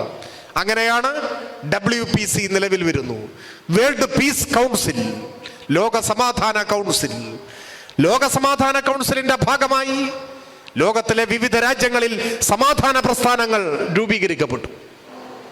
അങ്ങനെ ഇന്ത്യയിൽ രൂപീകരിക്കപ്പെട്ട സമാധാന പ്രസ്ഥാനമാണ് AIPSO, all India piece and solidarity organisation. ഈ ഇരിക്കുന്ന അനിൽകുമാർ AIPSOയുടെ ഭാഗമായി പ്രവർത്തിക്കുന്ന സഖാവാണ്. നമ്മുടെ രാജ്യത്തെ കമ്മ്യൂണിസ്റ്റുകാരെല്ലാം AIPSOയുടെ ഭാഗമാണ്.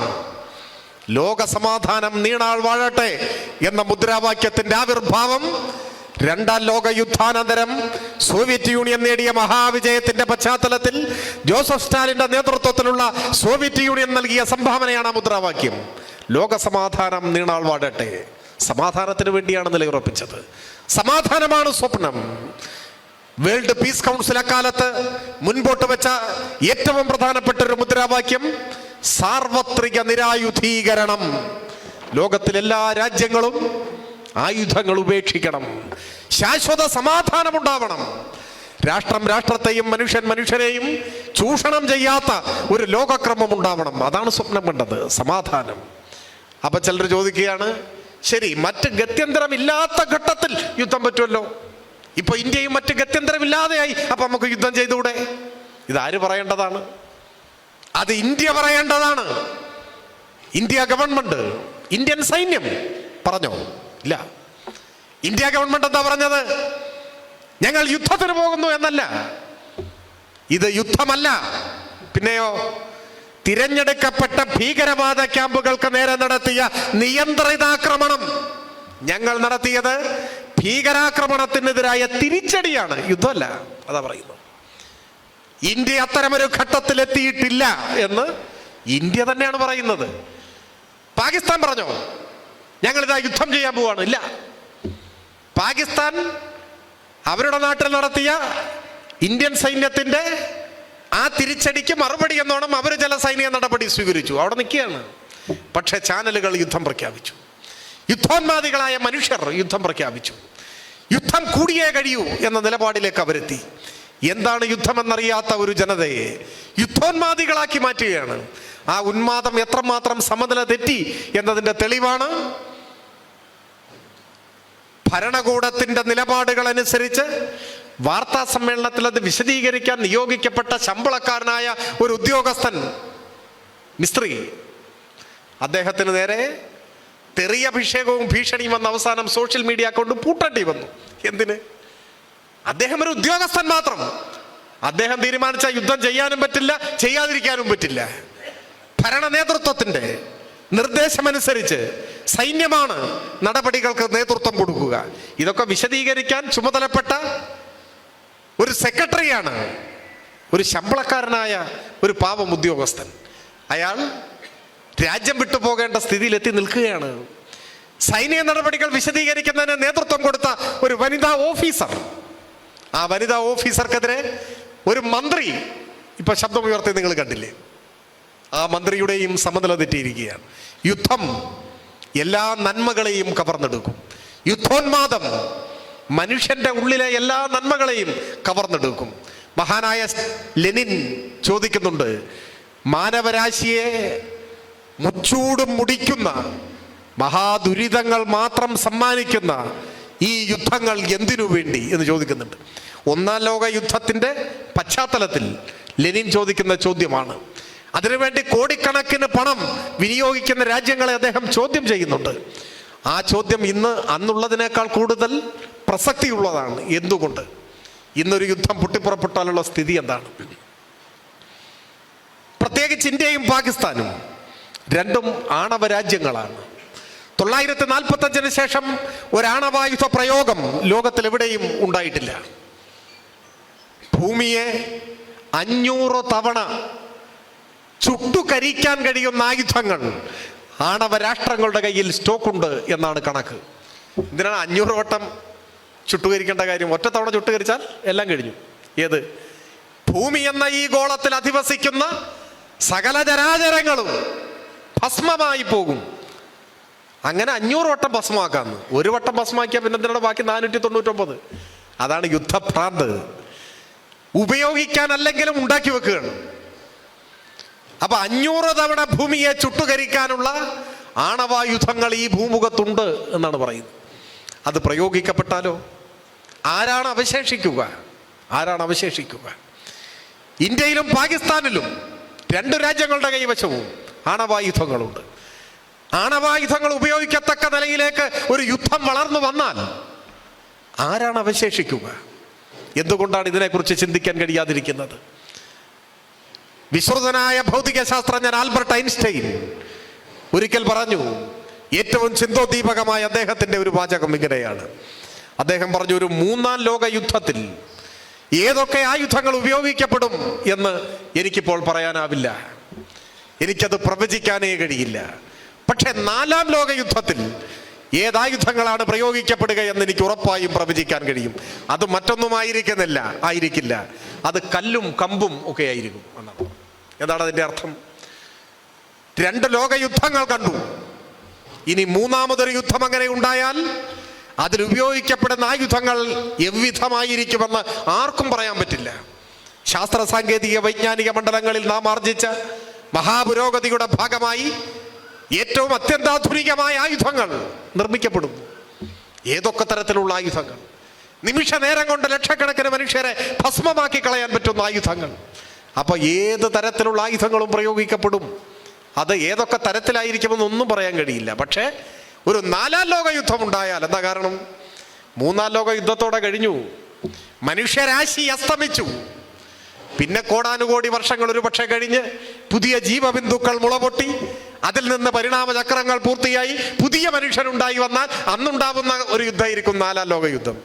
അത് വളർച്ചയുടെ ഏറ്റവും താഴത്തെ പടിയിൽ നിൽക്കുന്ന മനുഷ്യരെന്ന നിലയിൽ അമ്പും വില്ലും വടിയും കല്ലും ഒക്കെ ഉള്ള യുദ്ധമായിരിക്കും എന്നാണ് അദ്ദേഹം പറഞ്ഞത്. ഒന്നേ ഉള്ളൂ, ഇനി ഒരു വലിയ യുദ്ധം പൊട്ടിപ്പുറപ്പെട്ടാൽ അതോടെ മനുഷ്യരാശി അസ്തമിച്ചു പോകും എന്നാണ് മനസ്സിലാക്കേണ്ടത്. അങ്ങനെ ഒരു വൻ ദുരന്തത്തിന്റെ മുന്നിലാണ് ലോകം നിൽക്കുന്നത്.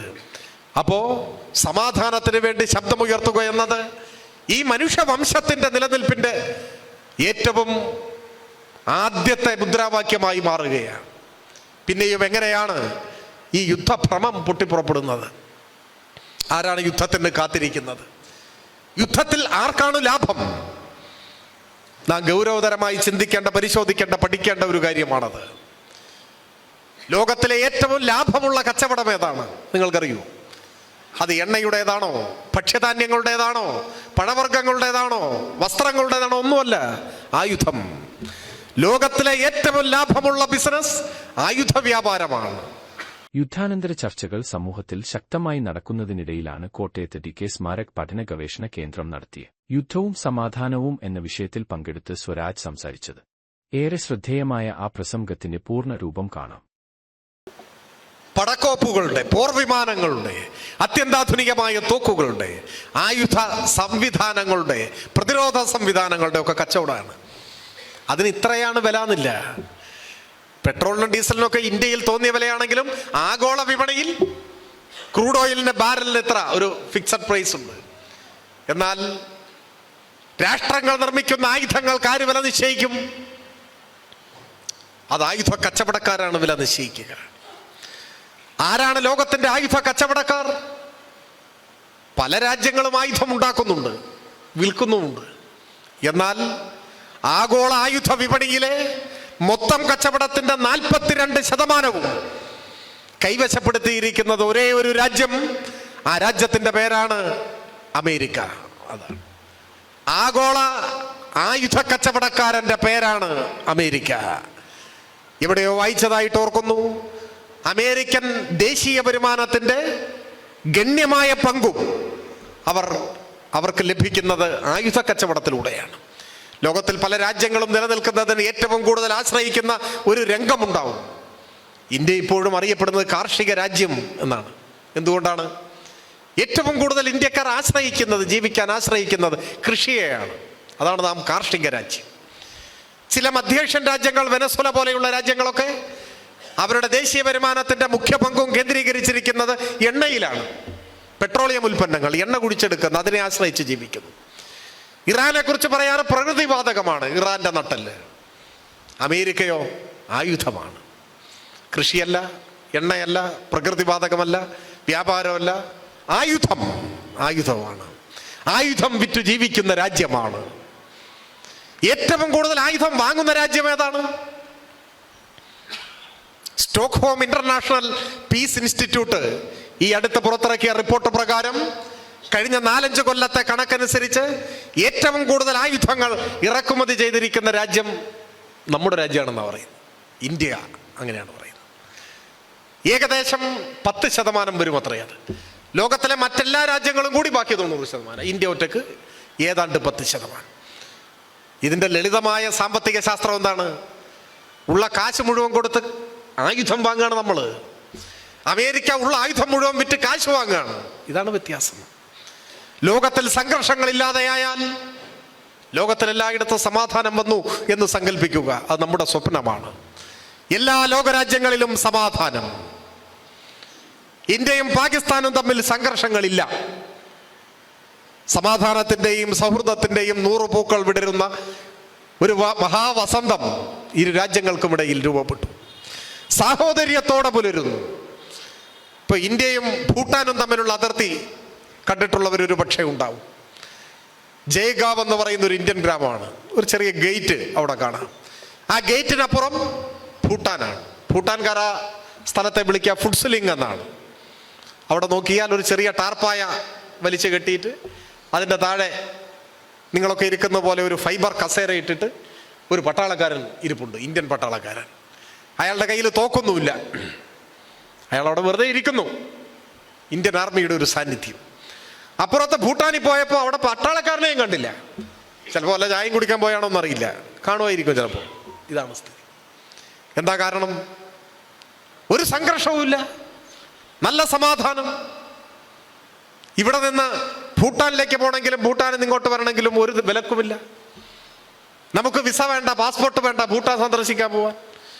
അവിടുത്തെ കടയിൽ പോയി ചായ കുടിച്ചിട്ട് ഒരു 100 രൂപ ഇന്ത്യൻ രൂപ കൊടുത്താൽ അവർ വാങ്ങി വെക്കും. അവിടെ ഇവിടെയൊക്കെ ഇതാണ് സ്ഥിതി. ഇതേ സാഹചര്യം ഇന്ത്യയും പാകിസ്ഥാനും തമ്മിൽ വന്നു എന്ന് സങ്കല്പിക്കുക.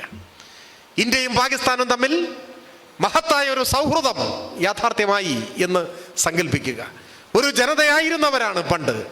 സാഹോദര്യത്തോടെ അങ്ങനെ ഒരു സാഹചര്യം വന്നാലോ പിന്നെ കോടാനുകോടികൾ ചെലവഴിച്ച് പട്ടാളത്തിൻ്റെ വിന്യാസം വേണ്ട, ആയുധ സംവിധാനങ്ങൾ വേണ്ട. ലോകം മുഴുവൻ ഇങ്ങനെ സമാധാനമായി എന്ന് കരുതുക. ചില സ്കാൻഡിനേവിയൻ രാജ്യങ്ങളിലൂടെ കടന്നു പോകുമ്പോൾ ചില രാജ്യങ്ങളുടെ അതിർത്തി എന്ന് പറഞ്ഞാൽ ഒരു വരയാണ്, ഒരു വര. നമ്മുടെ നാട്ടിൽ നിന്നൊക്കെ പോകുന്ന ചില വിദ്വാൻമാർ ഒരു കാലപ്പുറത്തും ഒരു കാലിപ്പുറത്തും ഒക്കെ ഇട്ട് നിന്നിട്ട് 2 രാജ്യങ്ങളിൽ ഒരേ സമയം നിൽക്കുന്ന ഫോട്ടോ ഒക്കെ എടുക്കും. ഒരു കുഴപ്പമില്ല, സമാധാനമാണ്. ലോകത്തിലെ എല്ലാ രാജ്യങ്ങൾക്കും ഇടയിൽ ഈ സമാധാനം വന്നു എന്ന് കരുതുക. നല്ല സാഹോദര്യം. അന്ന് കട പൂട്ടിപ്പോവുക അമേരിക്കയുടേതാണ്. അന്ന് മുതൽ പട്ടിണിയിൽ കൂപ്പുകുത്താൻ പോകുന്ന രാജ്യം അമേരിക്കയാണ്. എല്ലായിടത്തും സമാധാനം വന്നാൽ പിന്നെ ഇവന്റെ വെടിക്കോപ്പുകൾ ആര് വാങ്ങും? ഇവന്റെ പോർ വിമാനങ്ങൾ കൊണ്ട് എന്ത് കാര്യം? ഇവന്റെ പടക്കോപ്പുകൾ ആർക്കു വേണം? അപ്പൊ ലോകത്തിലെവിടെയും സമാധാനം ഉണ്ടാവരുത് എന്നാഗ്രഹിക്കുന്നത് ആയുധ കച്ചവടക്കാരാണ്, സാമ്രാജ്യത്വമാണ്. ആയുധ കച്ചവടം എന്ന ആധുനിക കാലത്ത് ഏറ്റവും മനുഷ്യത്വരഹിതമായ വ്യവസായമാണ്. ആ വ്യവസായത്തിന്റെ ഭാഗമായി നിൽക്കുന്ന വൻകിട കമ്പനികളാണ്, അതിൻ്റെ മുതലാളിമാരാണ്, അവരെ നിയന്ത്രിക്കുന്ന സാമ്രാജ്യത്വമാണ്. അവരുടേതാണ് യുദ്ധങ്ങൾ, അവരുടേതാണ് യുദ്ധങ്ങൾ. ആ യുദ്ധത്തിന് ഒപ്പം നിൽക്കുകയല്ല ഒരു മനുഷ്യൻ ചെയ്യേണ്ടത്. ചിന്താശേഷിയുള്ള സകല മനുഷ്യരും ലോകത്തിൽ ഇനിയൊരു യുദ്ധം ഉണ്ടാവരുത് എന്ന് ചിന്തിക്കുന്നവരാണ്. അങ്ങനെയേ ചിന്തിക്കാൻ പാടുള്ളൂ. എന്നാൽ നാളെ ഒരു നിമിഷാർത്ഥത്തിൽ ഭീകരവാദികൾ കൂടുതൽ കരുത്താർജിച്ച് പാകിസ്ഥാൻ കേന്ദ്രീകരിച്ച് ഇന്ത്യക്ക് നേരെ ആക്രമണം അഴിച്ചു വിട്ടാലോ? അതൊരു സാങ്കല്പികമായ ചോദ്യമാണ്. അതിൻ്റെ സാങ്കല്പികമായ ഉത്തരം പ്രതിരോധിക്കേണ്ടി വരും, യുദ്ധം ചെയ്യേണ്ടി വരും. പക്ഷെ അത് യുദ്ധത്തിലേക്ക് വലിച്ചിഴക്കലാണ്. ആഗ്രഹിച്ച ആവേശത്തോടെ പോയി പങ്കാളിയാവുന്ന യുദ്ധമല്ല, ഗത്യന്തരമില്ലാതെ ചെന്നേർപ്പെടേണ്ടി വരുന്ന യുദ്ധമാണ്. അങ്ങനെയൊരു യുദ്ധം വന്നാൽ പോലും നമ്മുടെ സ്വപ്നം സമാധാനമായിരിക്കണം, സമാധാനത്തിന് വേണ്ടിയുള്ള യുദ്ധമായിരിക്കണം. നമ്മളെ പ്രചോദിപ്പിക്കേണ്ടത് സമാധാനം എന്ന മുദ്രാവാക്യമായിരിക്കണം. നമ്മളെ മുന്നോട്ട് നയിക്കേണ്ടത് ആ ലക്ഷ്യമായിരിക്കണം.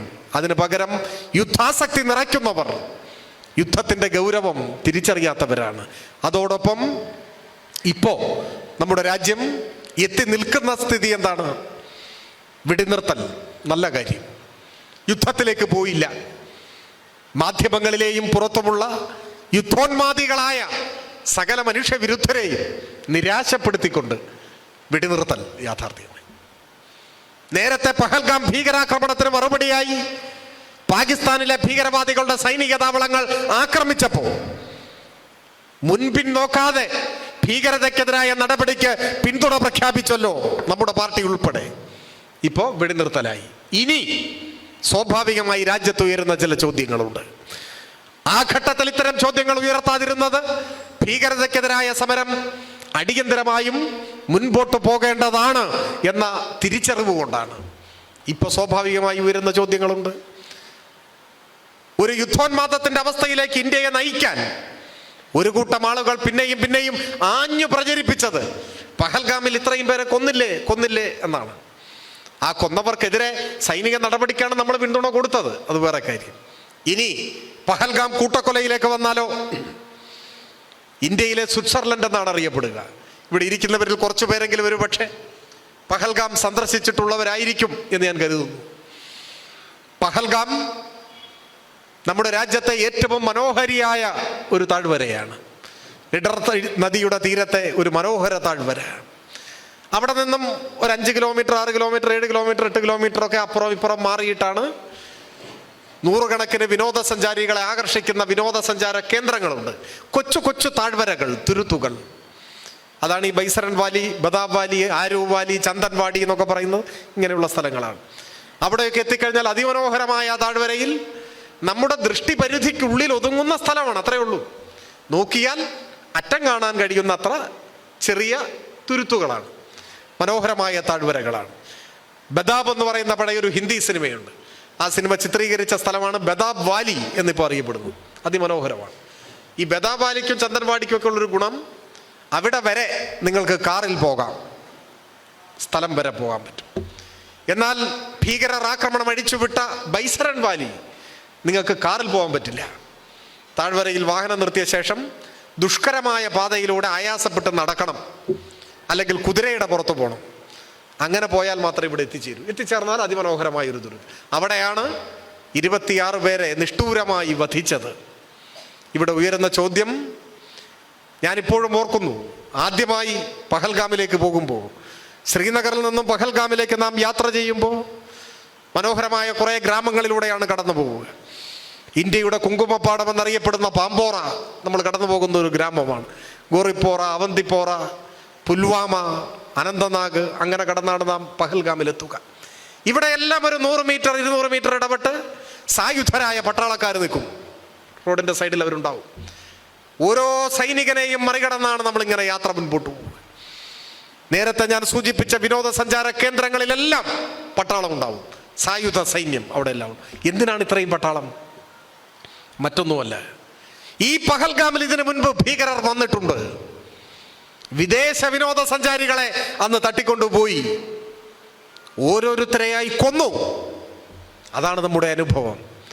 ഇന്ത്യയുടെ പ്രകൃതി ഭംഗി ആസ്വദിക്കുവാൻ, ഇന്ത്യയിലെ സ്വിറ്റ്സർലൻഡ് കാണാൻ ലോകത്തിന്റെ പല ഭാഗങ്ങളിൽ നിന്നും സഞ്ചാരികൾ ഒഴുകിയെത്തുന്ന ആ പഹൽഗാമിൽ ഭീകരവാദികൾ കടന്നു വന്ന വിനോദസഞ്ചാരികളെ തട്ടിക്കൊണ്ടുപോയി കൊന്നുകളഞ്ഞു. അത് നമുക്കുള്ളൊരു പാഠമായിരുന്നു. നാം ജാഗ്രത പാലിച്ചു. അവിടങ്ങളിലെല്ലാം ഈ സുരക്ഷ ഏർപ്പെടുത്തി.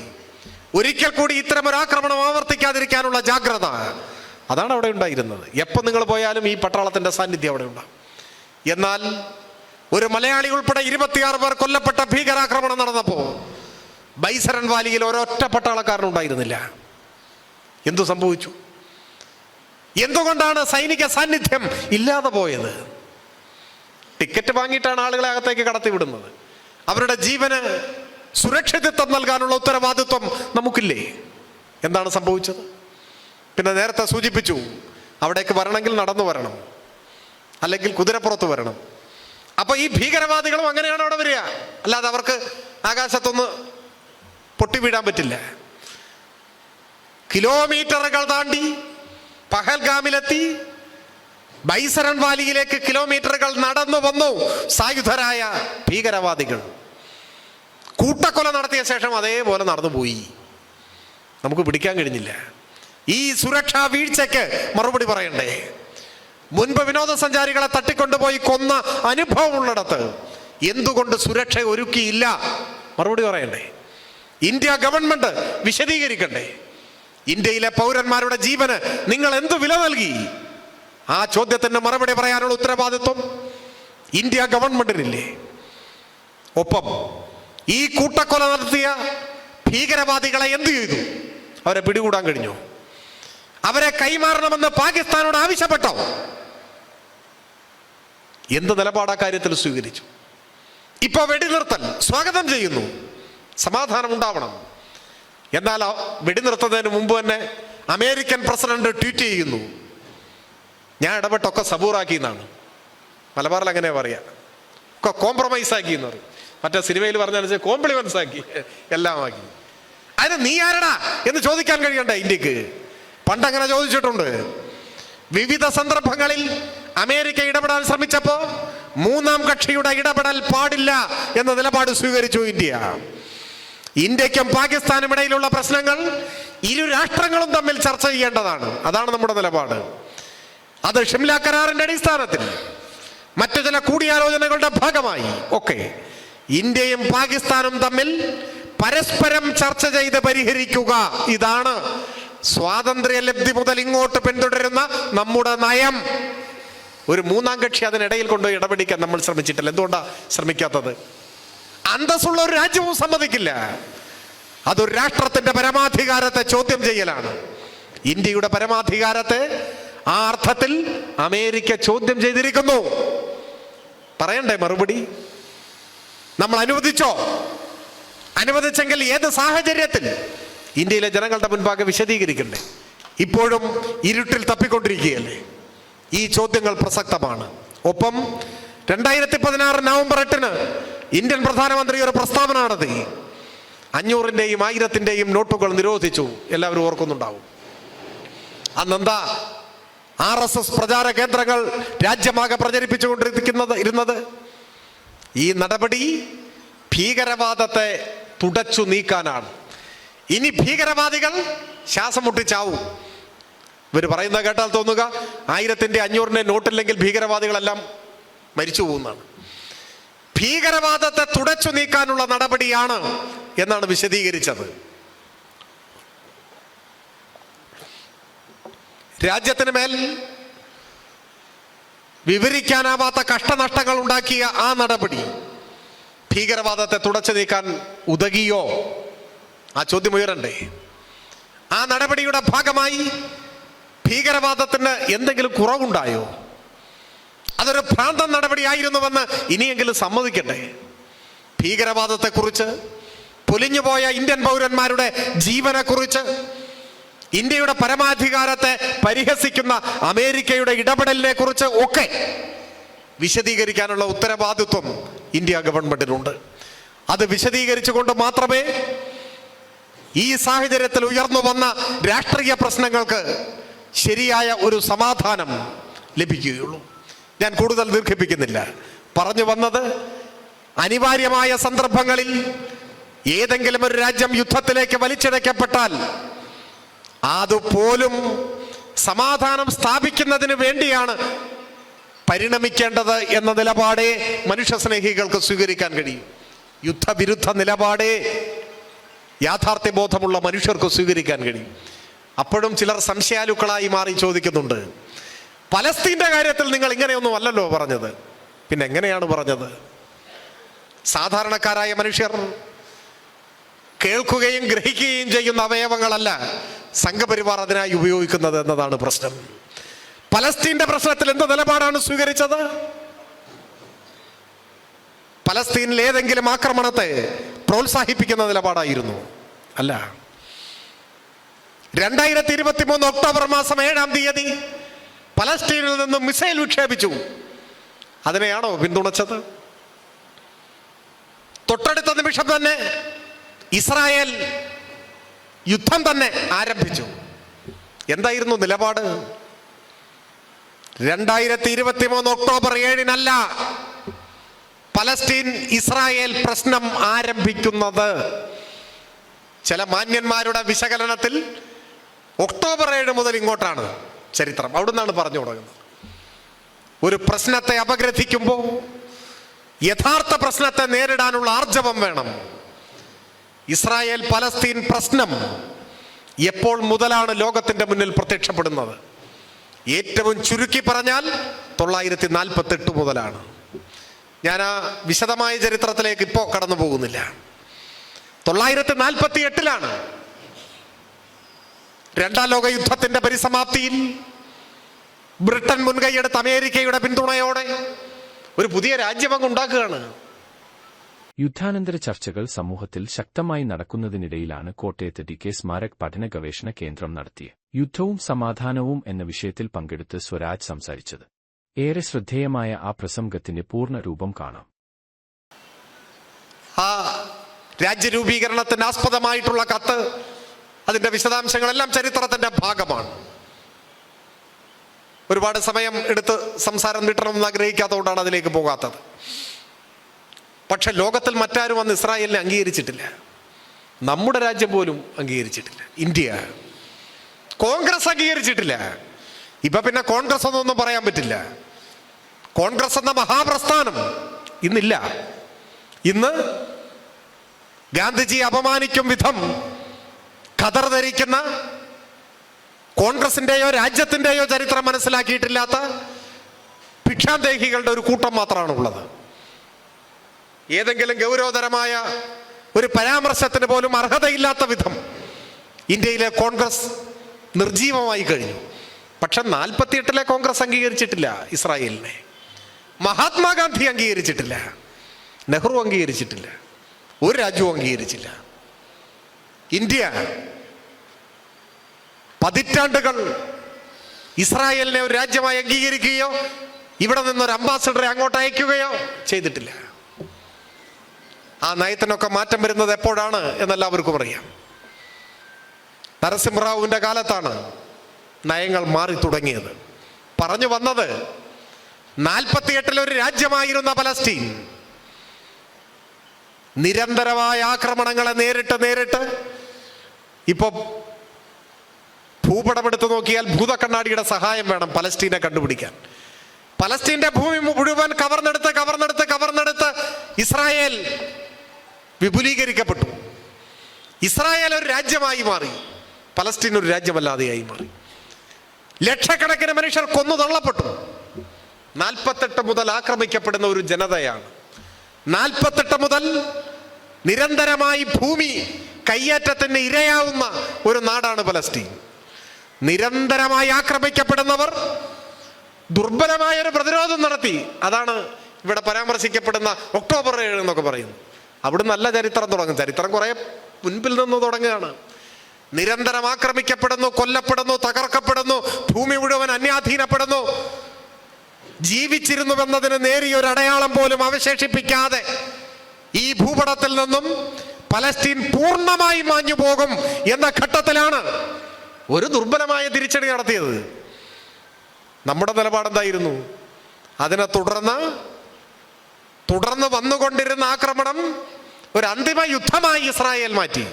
നമ്മൾ അവിടെയും സമാധാനം വേണമെന്നാണ് പറഞ്ഞത്. സമാധാനം വേണമെങ്കിൽ ഇസ്രായേൽ നീതി പാലിക്കണം, പലസ്തീൻ അവകാശപ്പെട്ട ഭൂമി വിട്ടുകൊടുക്കണം, അതൊരു രാജ്യമാണെന്ന് അംഗീകരിക്കണം. അതാണ് പറഞ്ഞത്. അതല്ലാതെ ഏതെങ്കിലും ആക്രമണത്തെ പിന്തുണയ്ക്കുകയല്ല. ആ ആവശ്യമാണ് നെതന്യാഹുവിന്റെ വീടിന്റെ മുന്നിലേക്ക് മാർച്ച് നടത്തിയ ഇസ്രായേലിലെ ജൂതന്മാർ പറഞ്ഞത്. അതേ ആവശ്യമാണ് അമേരിക്കയിൽ ക്യാപിറ്റോൾ ഹില്ലിലേക്ക് മാർച്ച് നടത്തിയ അമേരിക്കയിലെ ജൂത സമൂഹം പറഞ്ഞത്. ലോകത്തിലെ 120ഓളം വരുന്ന രാജ്യങ്ങളിൽ പ്രതിഷേധത്തിന്റെ പതാകയേന്തിയ സമാധാനവാദികളായ മനുഷ്യരെല്ലാം പറഞ്ഞത് ഇവിടെ CPIM ഉയർത്തിപ്പിടിച്ച അതേ നിലപാടാണ്. സമാധാനം വേണം, അതിന് വെടിനിർത്തൽ ഉണ്ടാവണം, അതിന് ഇസ്രായേൽ നീതി പാലിക്കണം. എല്ലാവരും പറഞ്ഞതാണ്. അതല്ലാതെ ഏതെങ്കിലും തരത്തിലുള്ള ഒരു ആക്രമണത്തിന് പിന്തുണ കൊടുത്ത് സമാധാനം ഇല്ലാത്ത അന്തരീക്ഷം ഉണ്ടാവണം, ഏറ്റുമുട്ടൽ ഉണ്ടാവണം, യുദ്ധം ഉണ്ടാവണം എന്നല്ല. ദീർഘകാലമായി നടത്തിക്കൊണ്ടിരിക്കുന്ന യുദ്ധം അവസാനിപ്പിക്കാൻ ഇസ്രായേൽ തയ്യാറാവണം. ഇസ്രായേൽ വിചാരിച്ചാലേ സമാധാനം ഉണ്ടാവും. അവർ നീതി പാലിക്കണം. ഇവിടെയും അത് തന്നെയാണ് പറഞ്ഞത്. ഇവിടെയും ഭീകരപ്രവർത്തനം, അതിന് പിന്തുണ കൊടുക്കുന്ന സമീപനം പാകിസ്ഥാൻ അവസാനിപ്പിക്കണം, അതാണ് പറഞ്ഞത്. പക്ഷെ യുദ്ധോന്മാദം ബാധിച്ചാൽ പിന്നെ പറയുന്നത് കേൾക്കില്ല. അവരുടെ ഉള്ളിലുള്ള മുൻവിധികളാണ് പ്രവർത്തിച്ചു കൊണ്ടേയിരിക്കുക. അതുകൊണ്ടാണ് ഇപ്പൊ കരസേനാ മേധാവിക്ക് പറയേണ്ടി വന്നു, യുദ്ധം എന്ന് പറഞ്ഞാൽ ബോളിവുഡ് സിനിമയല്ല. ഇനി അയാളുടെ ഗതി എന്താവുമെന്നാണ് ഞാൻ ആലോചിക്കുന്നത്. ഉന്മാദം ബാധിച്ച ഒരു ജനതയുടെ മുൻപിൽ നിങ്ങൾക്ക് സമാധാനത്തെക്കുറിച്ച് സംസാരിക്കാനാവില്ല. ഇതൊരു മാനസികാവസ്ഥയാണ്, അത് ഹിംസയുടെ പ്രകടനമാണ്. നാം മാനവരാശിയുടെ നിലനിൽപ്പിനെ കരുതി, ലോകം നാളെയും നിലനിൽക്കണം എന്ന ആഗ്രഹത്തെ മുൻനിർത്തി മനുഷ്യർ കൂടുതൽ സമാധാനത്തിൻ്റെ, സഹവർത്തിത്വത്തിൻ്റെ, അഹിംസയുടെ ആശയങ്ങളെ ഉയർത്തിപ്പിടിക്കാൻ പ്രേരിപ്പിക്കുകയാണ് വേണ്ടത്. ലോകം മുഴുവൻ സമാധാനത്തിൻ്റെ പാതയിൽ നിലനിന്നാൽ മാത്രമേ മനുഷ്യരാശിക്ക് നിലനിൽപ്പുള്ളൂ എന്ന് മനസ്സിലാക്കുകയാണ് വേണ്ടത്. ആയുധ കച്ചവടം ലോകത്തിന് തന്നെ നാണക്കേടാണെന്നും ആയുധ കച്ചവടങ്ങൾ കുറഞ്ഞു വരിക സമാധാനം ശക്തിപ്പെടുമ്പോഴാണ് എന്നും ആവർത്തിച്ചുറപ്പിച്ചു പറയാൻ നമുക്കാവണം. ഇപ്പോൾ സമാധാനമില്ലാത്ത പ്രദേശങ്ങൾ, സംഘർഷ നിർഭരമായ അതിർത്തികൾ, അത്തരം സാഹചര്യങ്ങൾക്കെല്ലാം മാറ്റം വരണം എന്ന ആഗ്രഹമെങ്കിലും മനസ്സിലില്ലെങ്കിൽ നമ്മൾ എങ്ങനെ ആധുനിക കാലത്തെ മനുഷ്യരാവും എന്നതാണ് ചോദ്യം. കാരണം യുദ്ധങ്ങളുടെ ഇന്നലകളിലേക്ക് തിരിഞ്ഞു നോക്കിയാൽ അവിടെയെല്ലാം നിഷ്ഠൂരമായ കൊലപാതകങ്ങളും അനാഥത്വവും അരാജകത്വവും പലായനവും ദാരിദ്ര്യവും ക്ഷാമവും പട്ടിണിയും മാത്രമേ ഉള്ളൂ. യുദ്ധം ഏറ്റവും വിനാശകാരിയായി മാറുന്നത് ഇങ്ങനെയൊക്കെയാണ്. അതിർത്തിയിൽ ആയുധമെടുക്കുന്നവർക്കിടയിൽ മാത്രമല്ല, അതിർത്തിയിൽ നിന്ന് ഏറെ അകന്ന് ജീവിക്കുന്ന മനുഷ്യരുടെ ജീവിതത്തിലേക്കും യുദ്ധത്തിൻ്റെ കെടുതികൾ കടന്നു വരും. ഭക്ഷ്യധാന്യങ്ങൾ കിട്ടാതെ, വൈദ്യുതി ഇല്ലാതെ, തീപിടിച്ച വിലക്കയറ്റത്തെ നേരിട്ട്, ജീവൻ രക്ഷാ മരുന്നുകൾ കിട്ടാതെ യുദ്ധത്തിൻ്റെ കെടുതികൾ, പരോക്ഷമായ കെടുതികൾ മനുഷ്യരെ ആകെ വേട്ടയാടും. അങ്ങനെ ഓരോ മനുഷ്യനും സ്വാഭാവികമായ ആയുസ്വറുതിക്ക് മുൻപ് തന്നെ ഇല്ലാതെയായി പോകുന്ന മഹാദുരന്തമാണ് ഉണ്ടാകാൻ പോവുക. ആ തിരിച്ചറിവിൽ നിന്നുകൊണ്ടാണ് വിവേകശാലികളായ സകല മനുഷ്യരും യുദ്ധം അരുത് എന്ന് പറയുന്നത്. അത് ദേശസ്നേഹമില്ലായ്മയല്ല, ദേശസ്നേഹവും മനുഷ്യസ്നേഹവും ഉള്ളതുകൊണ്ടാണ്. എല്ലാ മനുഷ്യരും സംതൃപ്തമായി ജീവിക്കാൻ കഴിയുന്ന ഒരു കാലമുണ്ടാവണം, ഒരു ലോകമുണ്ടാവണം എന്നതുകൊണ്ടാണ്. അതാണ് കമ്മ്യൂണിസത്തിൻ്റെയൊക്കെ നിർവചനമെന്ത്, അല്ലെങ്കിൽ എന്താണ് കമ്മ്യൂണിസം എന്നൊക്കെ ചോദിച്ചാൽ അത് വളരെ ഗഹനമായ സൈദ്ധാന്തിക വിശകലനങ്ങൾക്ക്, ദാർശനിക വിശകലനങ്ങൾക്കൊക്കെ വിധേയമാകേണ്ട വിഷയമാണ്. പക്ഷെ അതൊക്കെ മാറ്റിവെച്ചാൽ ഒരൊറ്റ വാക്കിൽ കമ്മ്യൂണിസത്തെ വിശദീകരിക്കാമെങ്കിൽ അത് മനുഷ്യസ്നേഹം എന്നല്ലാതെ മറ്റൊന്നുമല്ല. മനുഷ്യസ്നേഹമാണ്. അതുകൊണ്ടാണ് അന്യൻ്റെ വാക്കുകൾ പോലും സംഗീതമായി ആസ്വദിക്കാൻ കഴിയുന്ന ഒരു കാലം എന്ന് പറയുന്നത്. ആ കാലമാണ് നമ്മുടെ സ്വപ്നം.